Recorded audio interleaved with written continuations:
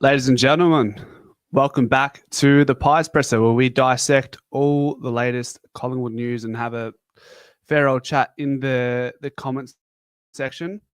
Feel like it's been a little while since we've done something live with the unwanted bye that we had this weekend. It was weird, wasn't it, over the course of the round? I mean, the only sort of element of joy that I got from this weekend was, well, one, it wasn't on the weekend; it was a Friday night, I believe. It was the Carlton versus the Footscray game. That was satisfying. And then after that, it was just a whole bunch of whatever. Yeah, don't know about that bye, but we've moved past it now. And all of a sudden, with that Thursday night game just around the corner, what are we? It's Monday, Tuesday, Wednesday, Thursday, less than 4 days. So we'll be sitting here in 72 hours and we'll be at the G watching the game. A massive game, massive for both sides as always. It's the Peter Cup as well, so really a game that is played and goes toward a really important cause, that is the Peter Mac Foundation. So yeah, that's good. That's good. But we got a few things that we want to sort of talk over tonight. Before we actually get into that, the other thing I should mention is I just want to pay my respects to Big Crack, Andy Cracker, and his family. He passed away on Sunday evening in Perth due to a heart attack. So, yeah, unfortunate, and watched him very dearly growing up. What was it, 2011, that year where he sort of just broke out and came out of nowhere, fought adversities coming out of prison. So he had a really interesting and inspiring story to bounce back and do what he did for the Pies. Actually, I'm pretty sure leading into that game, the Fremantle versus the Indigenous All-Stars game, I actually did a little piece on him in that video. I think it was like top 5 Indigenous players for Collingwood, and he was there. He was number 4, I believe. So, and he'd actually just recently written a book about growing up with your parents being in prison or something along those lines. So anyways, I just wanted to first and foremost pay my respects to this. I spent a lot of time watching that man growing up. Was a live wire in the field, and he'll be dearly missed. So rest in peace, Crack. Moving on to the topics for tonight. So I'm pretty sure we're going to dive in and out of the conversation of the Carltons and the Collingwood tonight, given that that is the upcoming game, and it's a massive clash and for both sides. We're going to talk about Adam Tomlinson. Yes, I'm already just glancing at the comment section. I can see people sort of just shaking their head and saying, why are we revisiting this? And hey, it's not me. It's not me. This was reported by Tom Morris that Collingwood are interested. So we'll jump into that. And then we'll talk about North's GM, Todd Vine, how he chimes in on the current Bruzzy Maynard situation, with them doing their absolute best to poach Braden Maynard from Collingwood. My check is now available, so he'll be in the conversation of team selection. We'll dive into the nitty-gritty of that. And then that Reeve McInnes replacement. Is it Billy Frampton? Is it Charlie Dean? Is it Jacob Ryan? We'll get stuck into all of that. But quickly, let's just check into the comment section and say, g'day. Paula earlier tested, no. He moves like, okay, yep, that's in regards to Tomlinson. A few upset comments here regarding Tomlinson, but we'll cover it a little bit later. Stephanos, how are you? Rest in peace, says Steve Osana. Sorry, his dad direction working last week. Very sad. Karen asks, why are people so negative whenever a player is linked to the Pies? Why are people so negative? I just, I'm repeating that because I'm asking myself that, because I want to let that soak in for a second. So why are people so negative whenever a player is linked to the Pies? I wouldn't say that everyone feels that way. I think if we want to be specific to what we're talking about right now, I think people are coming from a perspective of, well, this guy Tomlinson is 31. He's just been delisted. Nobody else poached him. He's had a couple good games in the VFL, and so he should, being a mainstay at AFL level for a very long time. I think people were just wanting something better than that. But in Tomlinson's defense, what else is there in the market right now this early? It's kind of predictable when a recently delisted free agent who was in the rumour mill, spoken about, linked to Collingwood, linked to other clubs, linked to West Coast, and then he comes out in his first 2 games for North Melbourne in the VFL, and he collects, 26 touches, averaging 9 intercept possessions a game over the course of the 2 games. It's just an easy headline, isn't it? But there is some truth to the fact that Collingwood are interested in him because of Tom Morris's report. But, if someone is going to have form in the VFL and they have a name from prior experience at the top level, they're going to draw attention before you hear other names in the VFL, which is the more challenging thing, is identifying these players in the VFL who have potential to play at AFL level, but don't have the name or the aura to bring the attention to the front and really show off their skill set in the limelight or the spotlight. So Tomlinson sort of ticks all those boxes because of his prior experience and has been in the conversation with Collingwood in the past. So that's probably that one there. I wouldn't throw the blanket over Karen and say that we're always negative whenever a player's into the Pies. I can only address it case by case. Who else is here? Peter's here. Ben is here. We will catch up. You know what? We'll get into the first part of Tomlinson, and then we'll get into the comments, because I know a lot of you are already talking about Tomlinson and the Carltons and Collingwood. So we'll get there. But as I just mentioned, Tomlinson has been reported to have interest from Collingwood after the first 2 games in the VFL for North Melbourne. He's had 26 touches, or averaging 26 touches in his last 2 games, 9 intercept possessions. He just recently played against Hawthorn. I'm pretty sure North are 2-0. He's paired with the likes of Matt Whitlock, who is I think he was this early second rounder, late first rounder pick for North Melbourne. So one of the Whitlock twins doing some really strong work in the back line there. Yeah, well, Tomlinson was sort of in the same hat as Jayden Laverde when we were talking about key defender prospects last year in delisted free agency and just, I guess, the trade period as well, because Laverde was under contract, so there would have been a need to initiate and negotiate a trade with Essendon if that was ever to transpire. The easier option seemed like it would be Tomlinson, and to be fair, when I did my predicted 23 way back when, at the end of 2024 or during that time frame, I thought Tomlinson would come in. If you want to go back to that video, I had him in my 23 just because of what I'd already seen with Billy Frampton and Charlie Dean. Reef McInnes wasn't really at the forefront of anyone's mind at this point in a trade period. We didn't even know if Reef McInnes was going to be at the club, let alone be a backman in 2025. So that wasn't a part of the conversation at that stage. Nathan Kruger was sort of, I threw up the idea. I mean, my ideas don't go too far. I'm just a bystander. I just here to talk and waffle.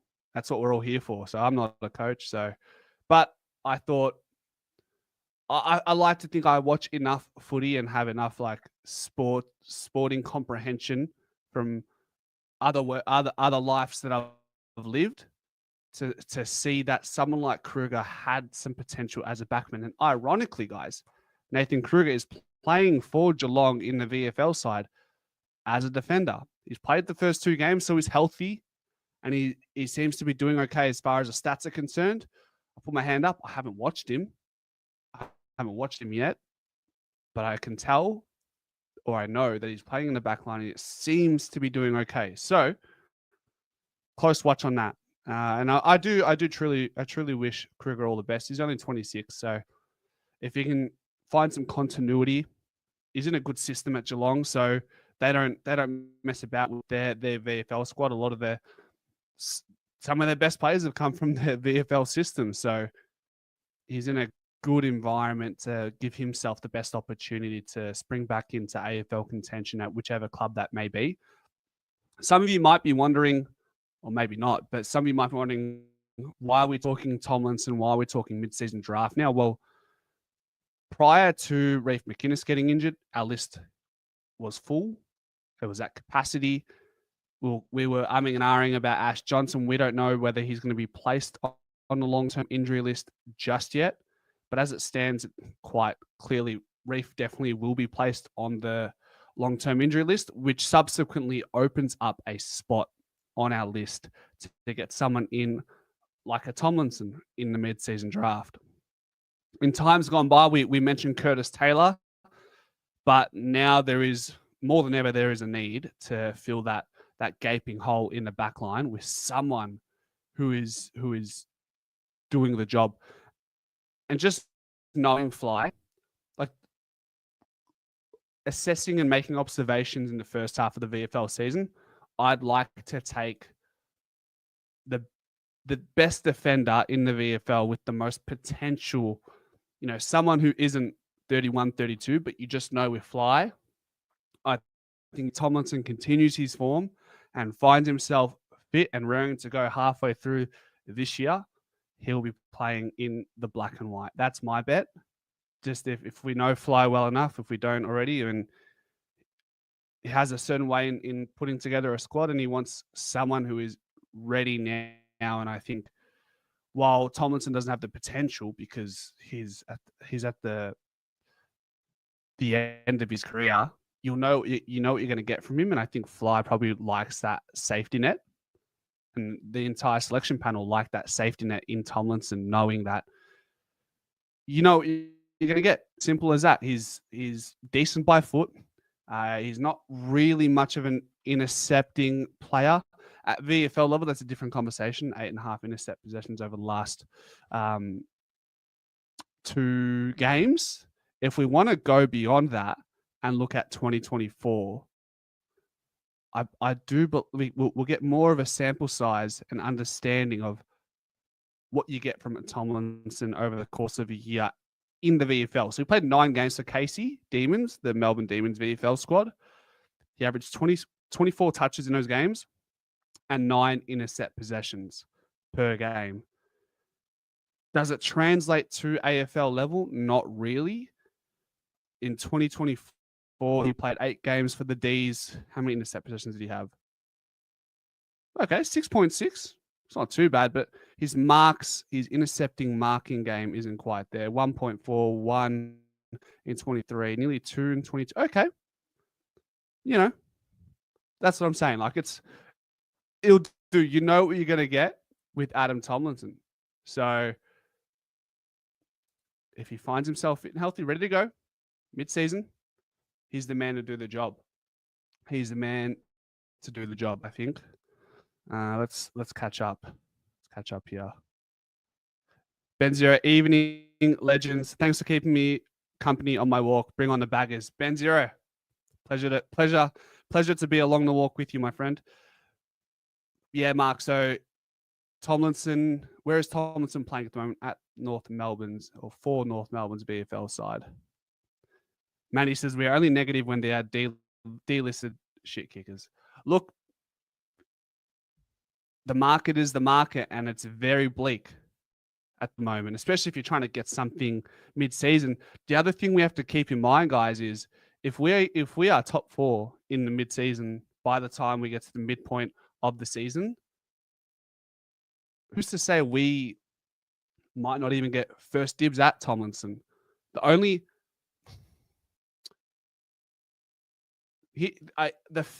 fact is Tomlinson won't go interstate. I don't think he won't go to Perth.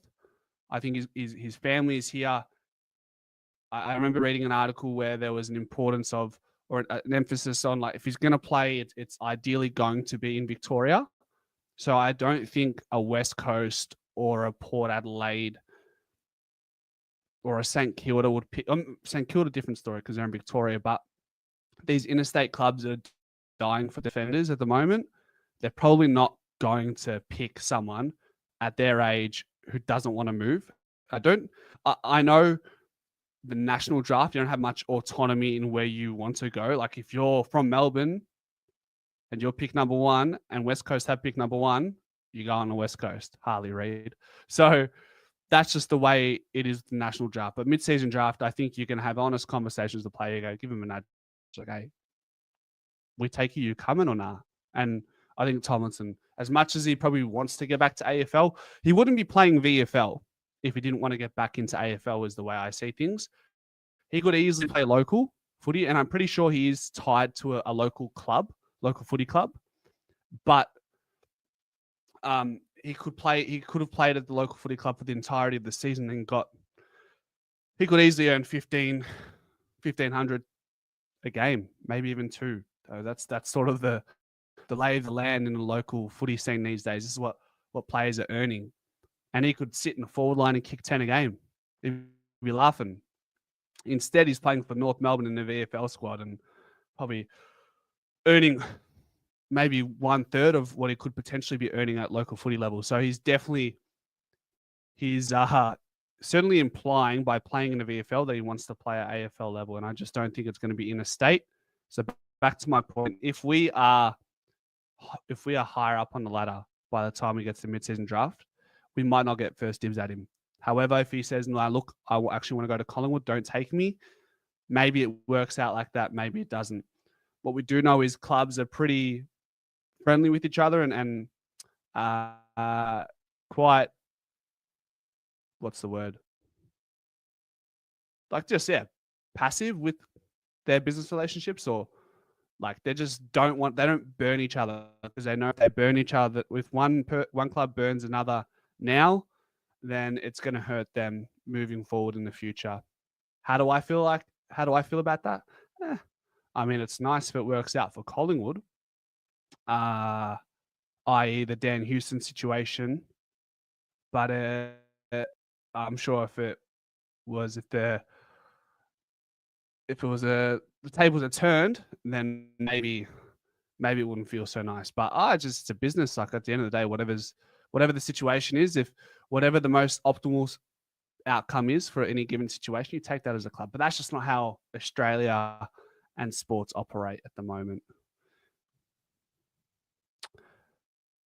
I feel Maynard has been a little bit disrespectful hanging out there. It's not the NRL. Peter, we'll get there in a second. Slobbo's here. How you going, mate? We can do better, surely, says Jimbo. I don't think we can. Mate.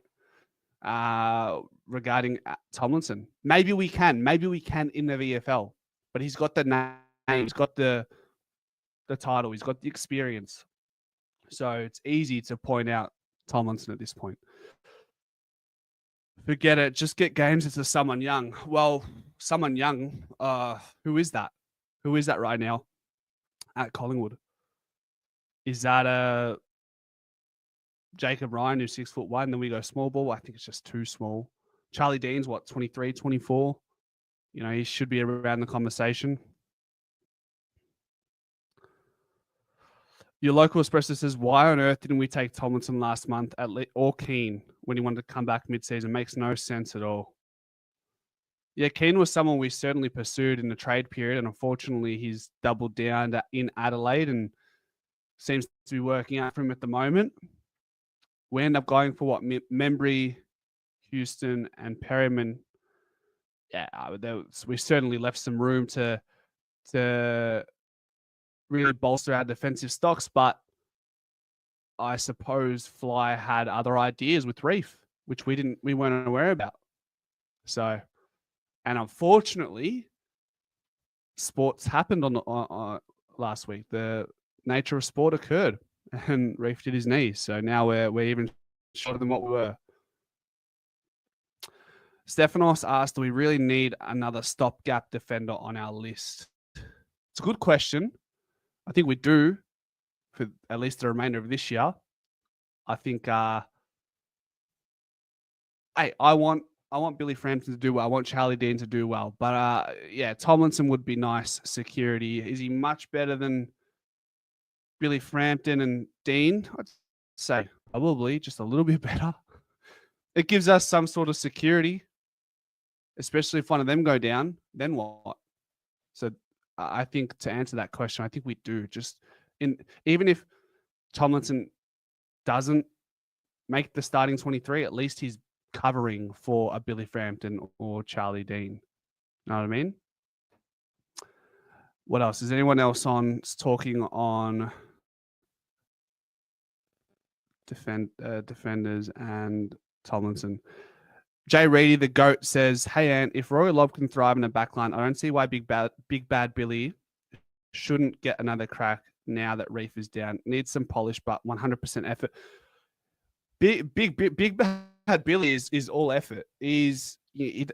Darcy Moore quoted him, or I'll paraphrase Darcy Moore when they were talking about little moments and things they love about the inner sanctum right now at Collingwood. It's a video on the Collingwood website that was posted a couple of days ago.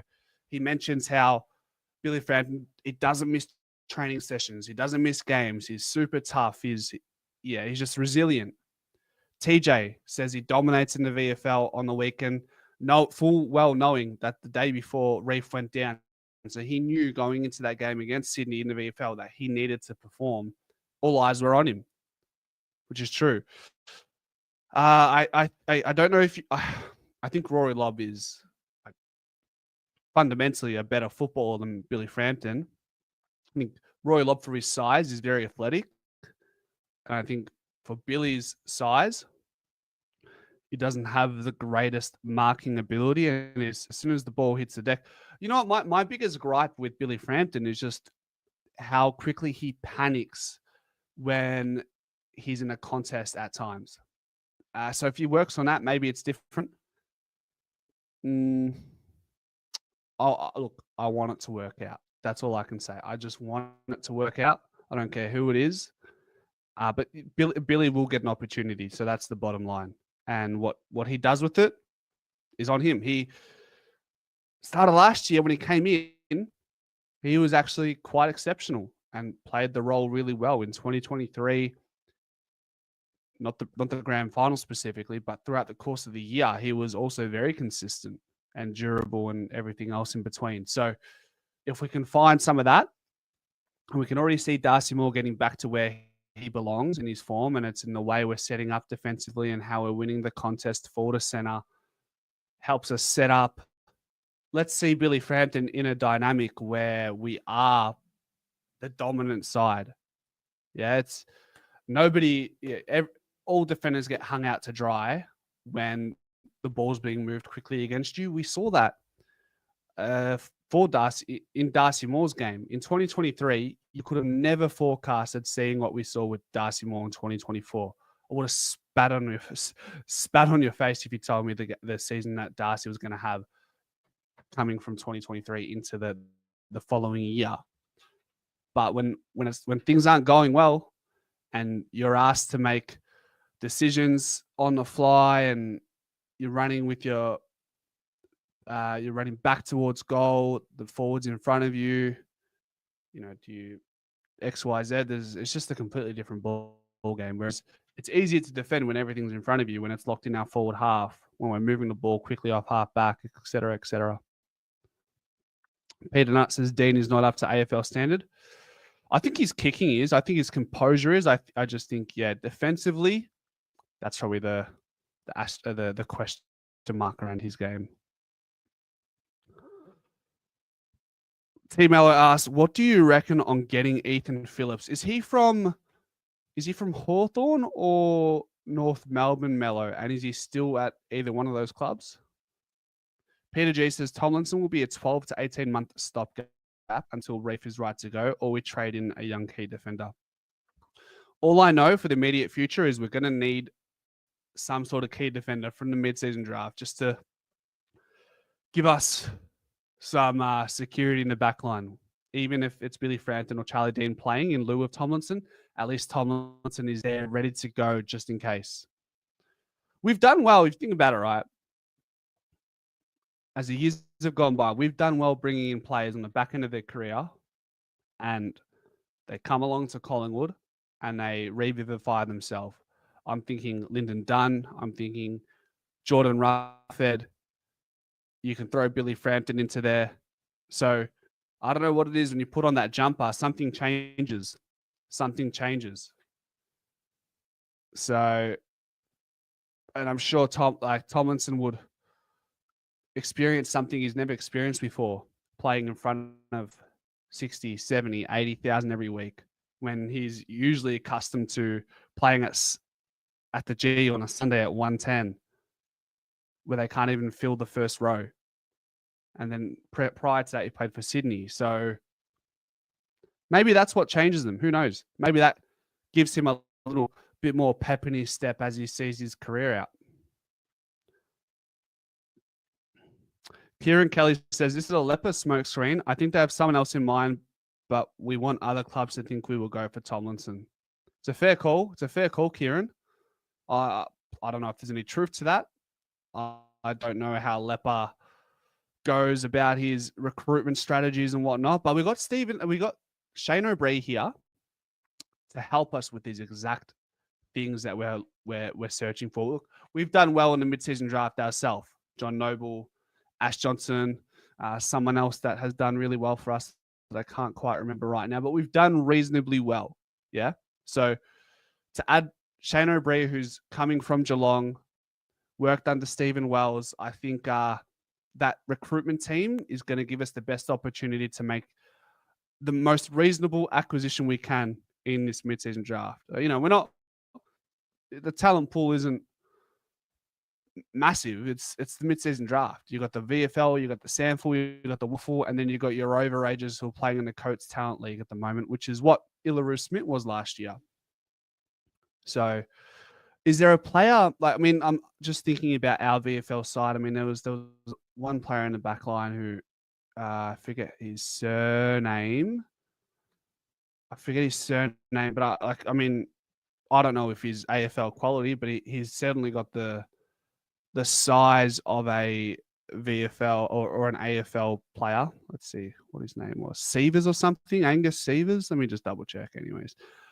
These are just players who, without knowing what their actual ability is like, he looked okay against Sydney. He's young. But once again, this is a player you wouldn't pick in the mid-season draft anyways, because he's probably not going to be ready for the demand that we're asking for of players coming in this year. Angus Severs had 12 touches on the weekend, or the preceding weekend, sorry. I think it was his first game as well at VFL level, to be fair. He had 6 intercept possessions. So this is just a side interest for you guys to keep an eye on. He's 189, or he was 189 in his draft year, which was way back in 2021. I think he's close to 195, 196 now. So if you guys want some sort of interest outside of our AFL listed players playing in the VFL, you want to look at Angus Severs. Riley Mason kicked 4 goals as well. Then you got Curtis Taylor and the Mahoney's there, who are doing really well for the Collingwood VFL side. So that's that conversation there. Can Leper play down back for a few games? Ask Black Docs. It's a good one. Steve O'Sana says there are a few good defenders at Sydney's VFL side. I think you might be hinting out towards Aaron Francis there, Steve-O, are you? Rather try getting Stephen May from the D's, can play as a swingman also. I think Stephanos, we're trying to focus on what we need right now in the season that is in 2025. You can't, unfortunately, you can't do mid-season trades just yet, but I can't wait for the time that comes by. I'm pretty sure that happens in the next couple of years, where you can actually make trades throughout the mid-year. Chris is happy. Chris Talbot is happy with Tomlinson. Your local espresso says, I like Tomlinson if it looks like we can make top 4. Regia says Tomlinson is miles ahead of Frampton. Frampton is a forward turned defender, whereas Tomlinson has been a key defender his whole life. I feel like Tomlinson at times played on a wing, though, no? That's, yeah. Not that it matters too much. Like, generally speaking, Tomlinson has been a defender, so I do see a point there.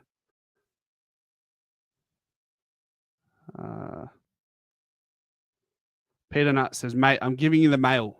Peter's giving me the mail. What are you saying? The Pies are going after midfielder Brown, who was a top-up player against Gold Coast in the practice match. Maybe. Joshua Brown, you're giving me the mail. But who gave you this mail, Peter? Was it just after that half he had against Gold Coast or whatever it was? Is that your mail?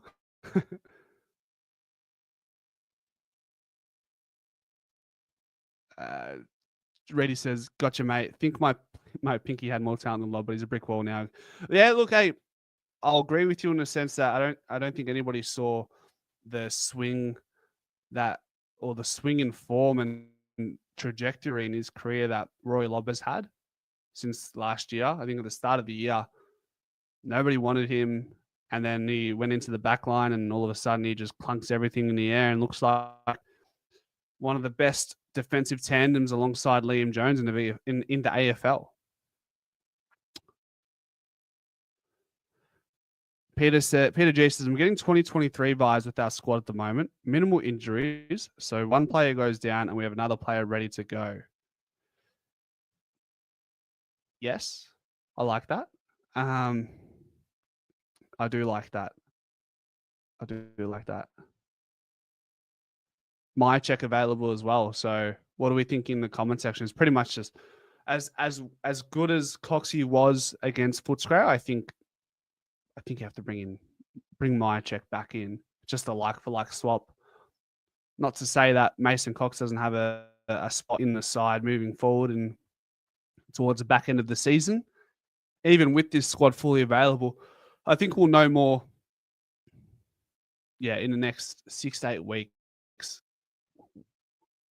what dynamic, particularly in our forward half, is best for us moving forward. Is it 3 key tall forwards, or is it Ruckman's rotating to play that third key tall forward? Or because in 2023 we depended on having mainly small to medium sized forwards plus my check, and then Darcy Cameron and Mason Cox were rolling through. So that's a proven formula. And Hawthorn are doing a very similar thing. And a lot of people are saying the Hawthorn of 2025 remind people of Collingwood in 2023. So to move away from that formula when it still works is going to have to be brave. And, the game obviously evolves and things have to change and you don't want to be too predictable. But I'm not sold that, and I don't think anyone is sold really, that this is going to be our best 23 come hopefully the final series, as long as we're in it. That's what we're hoping for. Yeah, we'll see. Peter G says Thomas McGuire had 28 disposals and 5 tackles on the weekend in the Coates Talent League, looking like a top 10 pick if that continues. I haven't watched it yet. He played against the Sandy Dragons, which are obviously a very strong side. I think they ended up losing by 8 goals or whatever it was, the Western Jets, which is the team that Thomas McGuire plays for. We're actually going to get Dylan Alexander onto the stream tomorrow because I believe he was there at the game and he would have kept a very close eye on the likes of a Thomas McGuire. So we can have a chat about how he really played, like beyond the numbers, beyond the 28 touches and the 5 tackles that he had. How did he actually perform? Because I think we get a little bit infatuated and enthralled by these numbers that are being thrown around. It's not. It'd be nice to know, like, how is he playing? And that's why I like watching the VFL is good as well. Sometimes you see these numbers, like I saw Billy Frampton get coaches votes. I saw Allen get maximum coaches votes. I saw goals, touches, intercept marks, intercept possessions from both of these types of players. But I still think there's a gap for them to get to AFL, especially like Billy Frampton. Obviously, Ed Allen's a lot younger, but you can see why he's not playing AFL right now. And once again, I'm not saying he's not going to be in the squad this year again. He certainly will feature again. I just think he just lacks a bit of that acceleration. The sprint speed might be there, but the acceleration to get free and dispose of the ball cleanly going inside 50, and maybe even a little bit of his kicking technique is a little bit. So these are things that he's probably going to need to work on a little bit more, along with his ability to run both ways, which was a talking point after that GWS game. To be dropped after one game when you're carrying in that form you had from last year, you've done something that's just probably against the team principles, team values. So it is what it is for now. But yeah, Frampton is the only other key defender we have, says Rick. 201 centimeters. We need to play on the big forwards. All the others are hybrid. So my next question is, if Harry Mackay doesn't play this week, and if he's deems himself not ready to get back to the rigors of the AFL and still needs time to work on himself, do you bring in Billy Frampton or do you bring in like a Charlie Dean? That's a good question to ask. Let's do that. Let's see. Poll. Does Billy Frampton play if Mackay is not available? That's a good one. I would say probably not, because then you're just dealing with the likes of Curnow and Brody Kemp as the tall forwards. So, yeah, would you be? I'm sure we'll find out before we need to make our teams official as to whether Mackay will be available, and I think we'll be quite reactive against that. I think we might go a Charlie Dean or a Jacob Ryan instead of Billy Frampton if Mackay is not playing. I don't see it any other way. Yeah, so Oscar Loney plays for Sandy as well. And then Zach McCarthy's at the Chargers, isn't he, Peter? Peter G. Peter Nutt says, my mail is spot on and my sources are way better than yours. Where is Brown playing now? He's playing in the VFL, no? Black Docs asks, who will be the sub this week? Got to start long, don't you think? If Fly doesn't want to manage one of the elderly players, one of the geriatrics, then I'm sure it'll probably be Ned Long again. I can't see it being anyone else, unfortunately. And I'm sure Ned Long's more than comfortable playing that role. Whatever it is, he will fulfill that role, and he's shown that time and time again. Yeah, 2023, Luke, except with a lot more depth. Our best side is a 6-goal better side than our premiership side of 2023. That's right. Tim Nelson says, hey, mate, sorry, late to the party. Hope all is well. Hope you're well, mate. Per the headline of your clip, I'd be happy to take Tomlinson as a depth piece. Howie will need a rest at some point during the season. Spot on. He's a stopgap for the immediate future. And even if he doesn't start, at least he's covering, as you mentioned, Tim, the likes of Tomlinson, Dean, Frampton, so on and so forth. Chris, let's go, champ. Stefan says, no Mackay, no Frampton, bring in Ryan. Steve-O says, I would bring in TJ for the run if Mackay is not playing. Although it's great to hear that TJ got his 2-year contract extension, he's showing some really good signs. I think it'd be best not to rush him and keep him finding form in the VFL and getting the continuity there before we bring him back in again. I think that game against North Melbourne, it was sort of a little bit rushed into the whole thing. Whereas now, because we have we have more depth through the Josh Daicluses and the Quaynors and the Perrimans and the Houstons in that sort of that role that TJ would typically fulfill. I think we don't need to rush him right now. I reckon it would be like a Jacob Ryan, as Stefano suggests here. Give Charlie Dean another chance. He's still young with some potential. I'd love to see Charlie Dean play again at some point this year. I don't know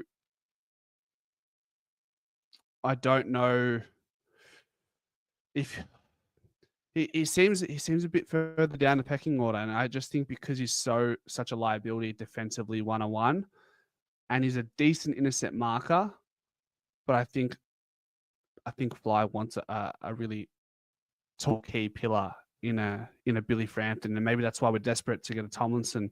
While he's not much taller than Charlie Dean, maybe they're the same height. Tomlinson's a bit more robust, isn't he? Ramage asks, I would like your take on what our defense would look like next year if Howie retires and God forbid Bruzzy goes to North. I actually mentioned this maybe last week at some point in a live stream, Ramage. I think it's scary to. I'm hoping that we don't have to deal with this hypothetical next year because Jeremy Howe plays on. That's my hope. I think if Jeremy Howe retires at the end of this year and then Bruzzy goes, I think those are some really big gaps in the back line to fill in. And yes, granted, if Bruzzy does go, he will bring us compensation by way of a first-round pick. Could we then utilize that to get someone over to the Pies? And yeah, like Lee Kalia would be a good option, but he's not going to be a Jeremy Howe from the get-go. And I think we all know and can accept that Bruzzy is irreplaceable. Like, you're not going to get a player like him. Maybe you could probably get someone more talented than him, but what he brings, the heart and soul, is something you can't replicate. You can't formulate that. So I'm hoping, Ramage, that is something we don't have to worry about until 2020, the end of 2026. And hopefully we have a flag then. So then we can sort of rest easy and be like, you know what? All right, let's reset this back line and let's get some A-grade quality through the draft and get them working in there. Or if we somehow find a way to remain in the premiership window, then maybe we utilize some picks somehow, some way. But yeah, the recruitment team have shown ways to be flexible in the off season and really pull some strings as they did at the end of last year. Tim Nelson says that the only changes this week will be Mason Cox and Reef out. Therefore, Checkers and Ryan in. If Mackay plays, Frampton. Fair? Tomlinson is what we are hoping Reef becomes, a good serviceable defender. Tomlinson, like Reef, was a tall winger at GWS and then halfback, bulked up from about 87 to 94 kgs. I do like the comparisons you draw there, Rockabye Baby, with Reef being a little bit more slim right now and has the potential to fill out for sure. I would hope, though, and I don't want to like throw any disrespect towards what Tomlinson's been at AFL level, but I would like to think that McInnes could have more potential as a defender than what Tomlinson has been over the course of his career. Tim Nelson says, Vossi just said on 360, Mackay is still not certain to play. We don't know, we're not going to speculate about what's happening with Mackay, but if he's under some serious angst, I don't think you'd want to be coming back for a rivalry game, which is the largest draw that you get in a fixture in the home and away season. And Carlton, after us, they have West Coast and North. So maybe Mackay settles his way back in, plays some lesser teams as far as the crowd is concerned, and build yourself back up that way rather than coming in. You know, he played a VFL scratch match on the weekend, go from that to the other end of the spectrum and play against Collingwood in a massive clash to Peter Mac for the Peter Mac Cup. We are 0-3, but then you can play the other side and say, well, the club would be hoping that Mackay would be made available because they're 0-3 right now. And if they lose, Well, I'm sorry. They're no Brisbane and they're no Collingwood. If they're 0-4, that's it. Like, they're not going to make finals. That's put the nail in a coffin there. The difference, maybe the difference with us last year compared to Carlton is two very different game styles. We had injuries, or players were certainly playing hampered. And as Fly likes to refer to, they were fit to play, but they weren't fit to perform. There certainly aren't no Brisbane. So would love to put the final nail in their coffin, wouldn't we, on Thursday night? Steve-O says, hey, champs, did you see Leak's mark on the weekend in the VFL? Reminded me of Howie. Yeah, very good. Very good. He's just unlucky to be a part of a side that has an unbelievable back six.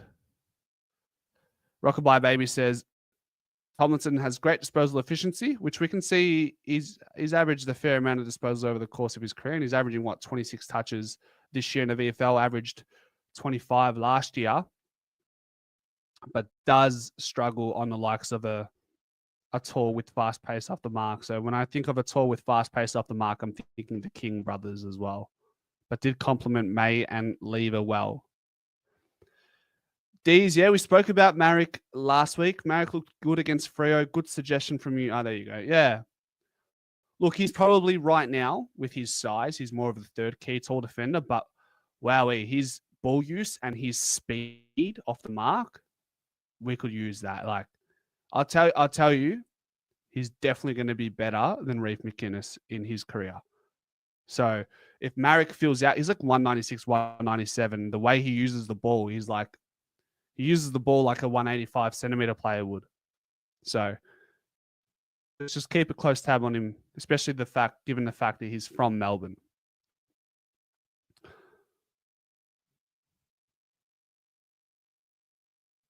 Thursday night tickets sold out to 80K plus. Are you going, Tim? You guys going to the game? I'll be there. T Mello says, Kemp looked like a threat up forward. I'd still play Frampton. I don't think Frampton could play on Kemp. They're just two completely different players. Kemp is a really what it seems like watching him over the course of the last 12 months. When the ball's moving well for Carlton, is quite quick on the lead. So I don't think Frampton will be able to match that. Yeah, I can't see a world, and I'm going to be proven wrong. I can just feel it. But if Mackay's not available, I just don't think they should play Frampton. But they probably will. What did the poll say? Does Billy Frampton play if Mackay is not available? 32% of you say yes. However, 68% of you say no. Okay, so most of you agree with me that Frampton shouldn't play if Mackay is not available. Okay. Steve says, might let fly. No, I'm ready to go. I'm 196 and 94 kg. Huge. Huge. Tom Morris just reported that we are looking at the middle McCartan brother. Where is your source there, Aaron? Is that on X? Let's have a look. Is that on Twitter? Where are you, Tom? Thomas Morris. You clown. Where are you? Okay. What a great story it would be if Charlie McCartan gets an AFL gig in the mid-season draft. He's on Collingwood's radar. We just mentioned Shane O'Brien, how he's going to pull some strings. He's actually mentioned in here. Shane O'Brien, now at the Pies, scouted him at the Cats, Swans, and Saints also tracked him while playing for Lorne in 2024. He's stepped up to VFL level nicely so far. Okay. So what's his name? Charlie McCartan. So he's now playing in the VFL after playing for Lorne in 2024. And Shane O'Brien helped bring him to the Cats as well. All right. So how's he going? So Shane O'Brien brought him from Sydney to Geelong. He's played the first two games. He's had 19 touches and 17 against Sandy and the Northern Bull Ants. Let's see. without watching his game, I'm just trying to make up a little bit of an illustration of what we're going to get from the man. McCartan, averaging 9 intercept possessions. He's 27. He turns 28. You know, it's sort of that like age bracket where Geelong themselves might say, hold on a minute, we want Charlie McCartan. He's 27. He's mature. He's thriving in the VFL Geelong system. Shock, another player who's just doing super well at VFL level 4 Geelong. They might just become the next Tom Stewart before you know it. They got that Connor O'Sullivan bloke who's 200 centimeters tall, but runs like Usain Bolt and can do it all. Really, he's going to be a specimen. He's a bit of a unicorn himself. Then you got Tom Atkins who's come through, Oscar Mullen. Like these sort of players, they just come through the VFL system at Geelong. They don't need to pluck people from. Of course, they pluck players from other AFL lists, but they do very well growing their own talent. Like this guy is coming from Lorne, playing for Geelong this year, and we're already talking AFL. Interesting. So I'll keep a very close eye on old mate Charlie McCartan, brother of Tom and Paddy McCartan as well. Jay Tomo, do the Pies train tomorrow? Because if so, I might head down. I believe they are, mate. Main training session. Yeah, I believe they will be. Mark Quigley asked, why does the Carlton hierarchy play down our game with them as just another game? Yeah, every Blue supporter acknowledges the Pies. Pies buy into the hype. Sorry, your question is not framed very well. Why does Carlton hierarchy play down our game with them as just another game? Yeah, every Blue supporter acknowledges that the Pies buy into the hype. Majorly just the question. Without fully understanding that question, I have a crack, Mark. I think there's a lot of, just from what I've been reading and what I've been seeing, I think there's a lot of like things aren't going well internally at Carlton in different levels and in different departments in different ways. They're going to be deflecting as much pressure as they can externally. That's just what they're going to do to protect themselves. I don't know. I think the Carlton supporters, like you said, of course, they're going to acknowledge how big this game is. And we acknowledge how big this game is. And it's for a great cause as well, the Peter Mack Cup. So I think this game's going to be a cracker. Like, let's be honest. This will be a massive game. The context, especially for Carlton. But, of course, for us, like, who have we got after Carlton? We've got, I believe we have, where is it? We've got Carlton, Sydney, Brisbane, Essendon. So we hopefully, if we can get through Carlton, we're looking at being 3-1. Sydney will be a tough game. Brisbane will be tough as well. You know, like if we can be 5-3 or something like that after this difficult fixture that's been put in front of us at the start of the year, I think it's a net win for us. So I think every game is massive, but yeah, it'd be nice to sort of end their season as early as possible, and that could be as early as Thursday night.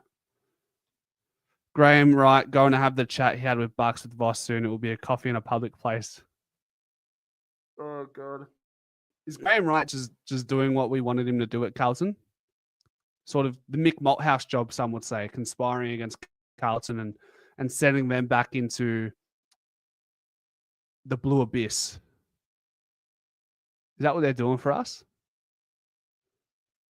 Sad thing is, even if we win, the media is just going to focus on Carlton. Don't worry, Marvel, man. We're at Pies Footy. We're going to focus on Collingwood here, so don't worry about them.